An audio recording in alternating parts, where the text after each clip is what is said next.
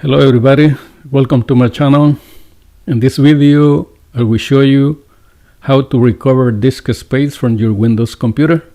There are many ways to recover disk space in the Windows computer, but I will show you one of the fastest way to recover the disk space. Let's do it right now. So this is a Windows computer. It's running out of disk space, as you can see over here. So the fastest way to get some space is in the download folder.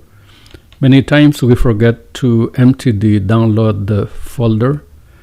So first thing I'm going to do, I'm going to check the download folder and then delete everything, because normally when we download something we use it once and then it remains in there.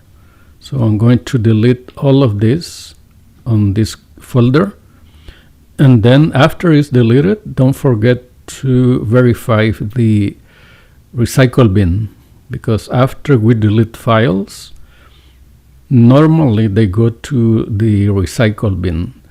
Because if you delete it from the folder and then you don't check the recycle bin, chances are that the files are still on the recycle bin, so it's still taking a space from your hard drive.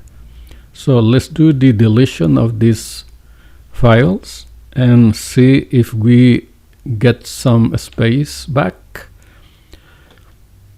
So let's check it out. Now is finishing the deletion, checking the recycle bin, and it's empty as well. So let's see if we got some disk space. Before it was red, the hard drive, because it was full.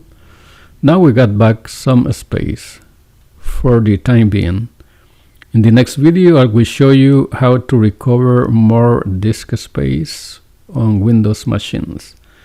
I hope that you learned something in this short video, and if you like it, please subscribe and share with your friend. And I'll see you in the next video. Thank you very much.